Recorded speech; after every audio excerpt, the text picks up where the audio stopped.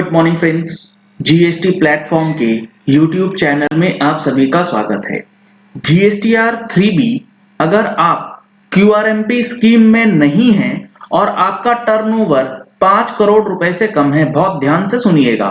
Turnover है 5 करोड़ रुपए से कम, लेकिन आप क्यूआरएमपी स्कीम के अंदर नहीं गए हैं, तो क्या होगा, उसकी न्यू ड्यू डेट्स क्या होंगी, आपको मैं दिखा देता हूं। इस पर्टिकुलर केस में 5 करोड़ से कम है, लेकिन ये पर्टिकुलर एसएससी जो हमारा जनवरी से मार्च क्वार्टर के लिए मंथली स्कीम में है, और यहां पर आप देखेंगे तो 3B की ड्यू डेट्स दिखाई गई हैं 24 फरवरी, 24 मार्च एंड 24 अप्रैल एज द केस में भी। तो क्या इस पर्टिकुलर केस में आपकी ड्यू डेट 24 तारीख होगी या 22 तारीख होगी एज एप्लीकेबल स्टेट, या फिर 20 तारीख होगी एज पर द लॉ? अब देखिए, जो हमारे पास नोटिफिकेशन है और जो रूल 61 है वो क्या कहता है। रूल 61 बात करता है form and manner of furnishing of return.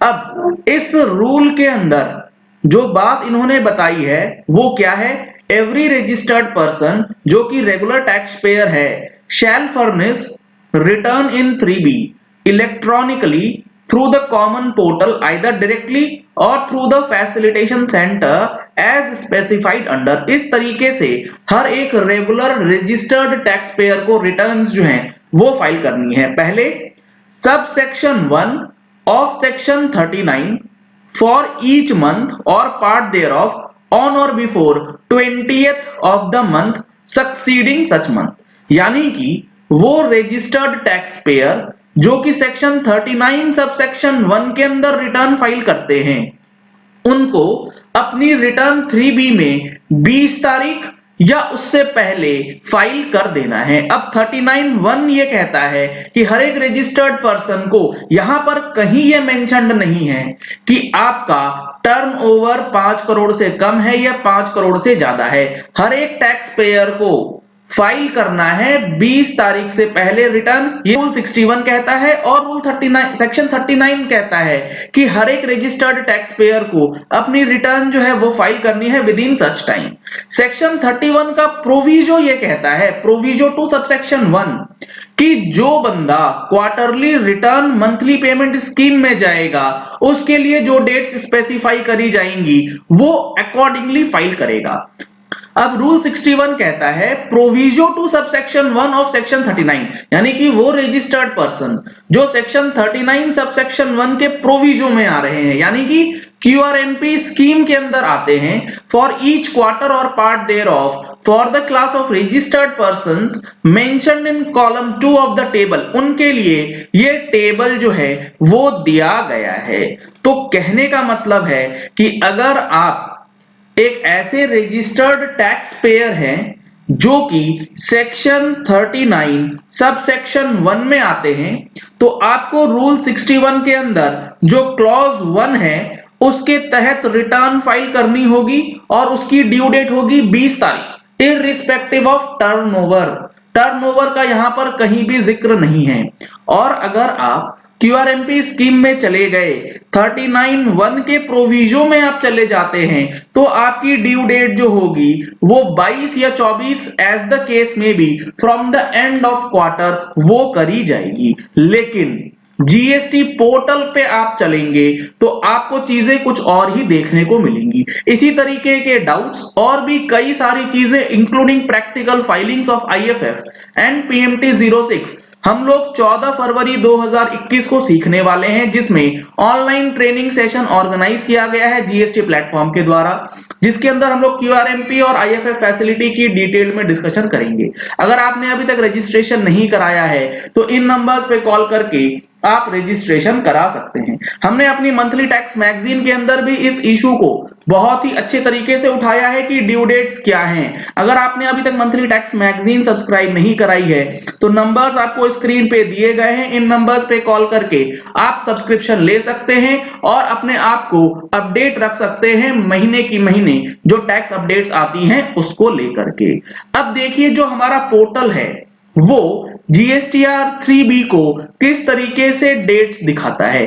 जनवरी महीने के अंदर आप देखेंगे तो यहां बताया गया है मंथली रिटर्न फाइल करनी है GSTR 3B में 24 फरवरी 2021 से पहले। लेकिन ऐसा मेरा मानना है कि रूल 61 को पढ़ते हुए ये 24 तारीख नहीं होनी चाहिए थी।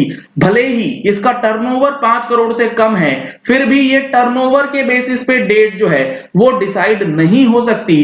ये 20 तारीख होनी चाहिए एज पर नोटिफिकेशन 61। तो अगर आपने अभी तक इस माइंडसेट को चेंज नहीं किया है कि 22-24 में ही फाइल करना है तो उसे चेंज कर लीजिएगा, और 20 तारीख से पहले अगर आप QRMP में नहीं है तो आपको फाइलिंग जो है वो करनी होगी। आप इसके अंदर चलेंगे तो यहां पर भी ड्यू डेट आपको 24 फरवरी 2021 जो है वो दिखाया जा रहा है। इसके लिए गवर्नमेंट को जल्द से जल्द क्लैरिफिकेशन लाना चाहिए, क्या ये 20 तारीख है, 22 तारीख है या 24 तारीख है। अदरवाइज लेट फीस और इंटरेस्ट की जो कैलकुलेशन है उसमें काफी बड़ा प्रॉब्लम जो है वो आप लोगों को हो सकता है। इसीलिए इस चीज को समझ लीजिएगा और अपनी फाइलिंग्स जो है अकॉर्डिंगली करनी है। और ये टेबल 6A जो है ये एक्सपोर्टर्स के लिए है, और ये सिर्फ उनके लिए है जिन्होंने QRMP के अंदर सिलेक्शन किया है और वो IFF की यूटिलिटीज को यूज करते हैं। अगर आप GSTR 1 फाइल करते हैं तो आप GSTR 1 का यूज कीजिएगा टेबल 6A। कहीं आप टेबल 6A फिर से भर दें, ऐसी गलती बिल्कुल भी मत कीजिएगा, अदरवाइज आपको प्रॉब्लम हो जाएगी। IFF में चूंकि एक्सपोर्ट का डेटा नहीं जाता था, इसीलिए यहां पर एक एडिशनल टाइल दे दिया गया है table 6A for the exporters जिन्होंने QRMP ले रखी है IFF के साथ। तो ये दो बड़े चेंजेस जो कि GST रिटर्न के अंदर किए गए हैं, ड्यू डेट्स के अंदर किए गए हैं, आपको समझना बेहद जरूरी है।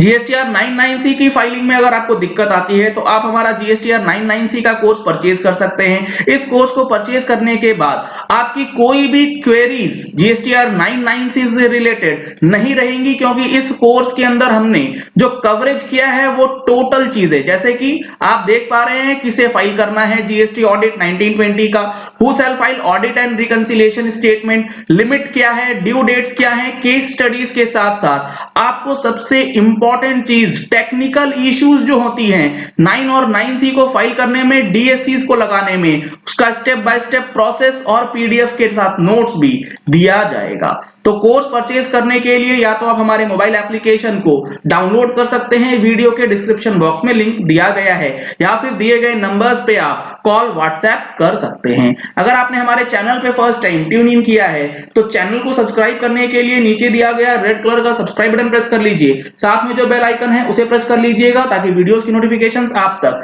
रेगुलरली पहुंचती रहें। Thank you and have a nice day.